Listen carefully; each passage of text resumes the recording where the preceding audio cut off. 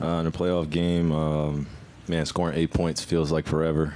And that's what it felt like out there. And I think it started with just how we started off the second quarter and allowed them to feel very comfortable in that first quarter, and there was carryover. So I think we got to give them credit for hitting shots and doing the right things and capitalizing off our turnovers and also our lack of physicality.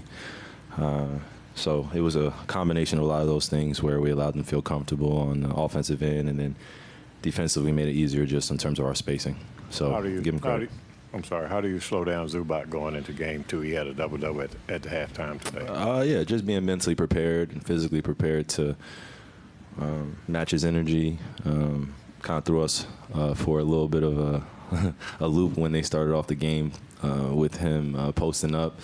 So just got to make adjustments and keep him off the offensive glass and just make it tough for him on those pick and rolls and, again, just match his energy. Mike Curtis with Dallas Morning News. Obviously a week between games and even longer for you and Luka. Just how much did the long layoff kind of play into the first half, just offensive level?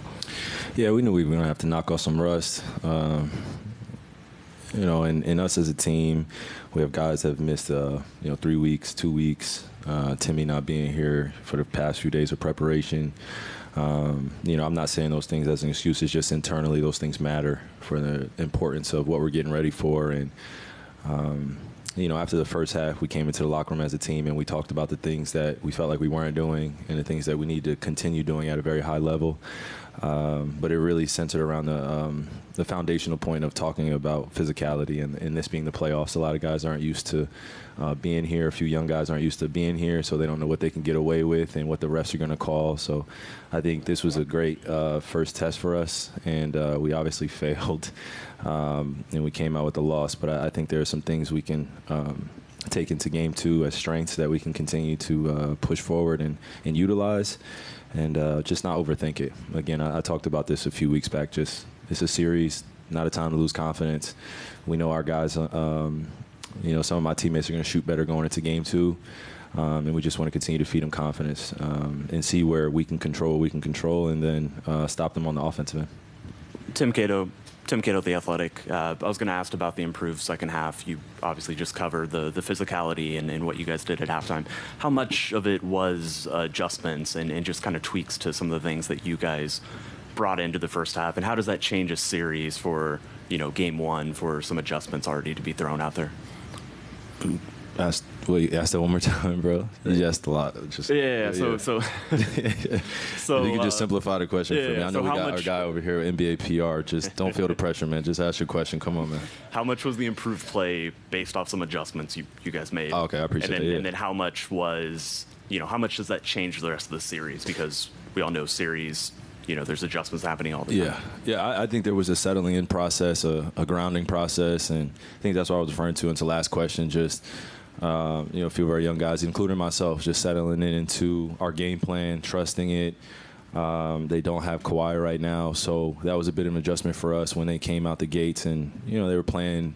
I would say James and Paul just playing very free, very loose. Knew they were going to get a lot of attempts up tonight. So when you have that when you're going against that type of kind of loose play and that confidence that they exude, you got to really just settle into what the overall game plan is and execute that. And I don't think that we came out very flat or without energy. I just think that our mind was all over the place. It's our first playoff game together.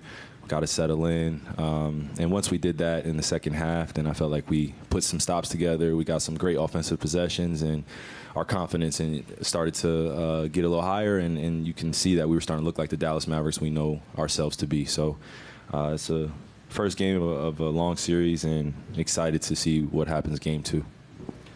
Hey, Kyrie, this is from media from China, Jibo. So we want to know that in the summer, would you have any plans for China trip or any details on that? Yeah, I'm not focused on that right now, but yeah, there's something that I'm thinking about in terms of later in the summer going to China. Tim McMahon, ESPN. You mentioned Kawhi. Obviously, you find out like an hour and 45 before the game he's not playing. What is that adjustment process like, and is there kind of a natural psychological letdown when they don't have the face of their franchise?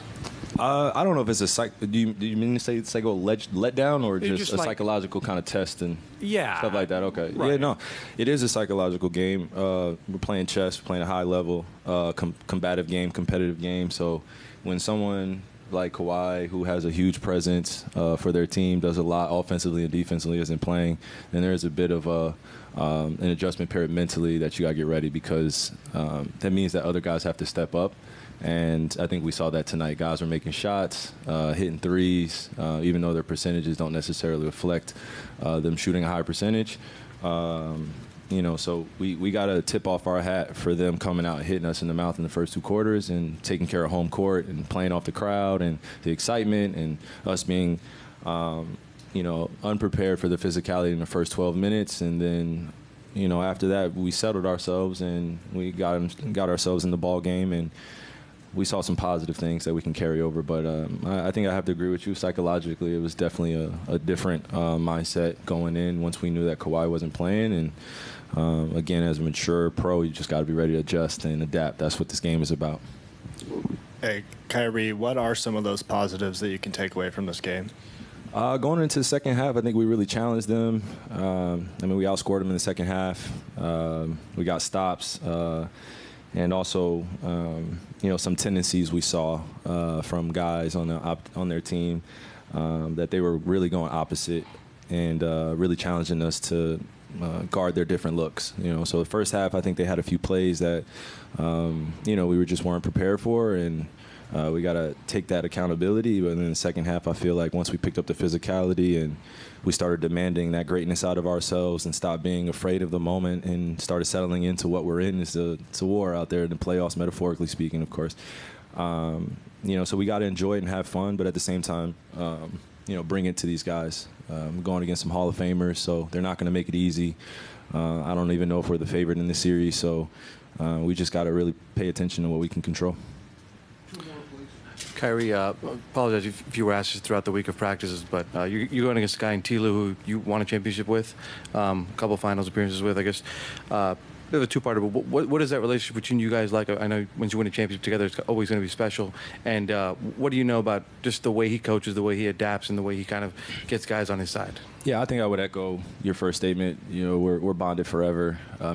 We did something that could never, dang near. I don't know if it can be done again. We're one of the only team ever to come back from 3-1, and that took a lot of resilience and a lot of one-on-one communication between myself and him. And also we had Bron and we had other good guys that were selflessly sacrificing in their careers and were ready to win the championship and just throw it all on the line. So I definitely took some positives from what I learned from him, and now added to who I am as a person and as a competitor now. But me going against him as a player, it's a little bit different because I could see that he's giving them little cues, and I'm just trying to catch every little detail so I could carry it on to game 2 and make some adjustment myself. So he's grown as a leader. I've grown as a leader. So it's not the same Ty Lue, and I'm not the same Kai, but it's just fun now that we can do it as mature chess players.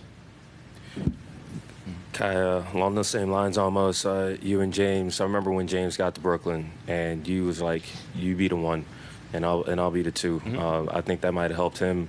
Definitely, you can see it, what you and Luka have together.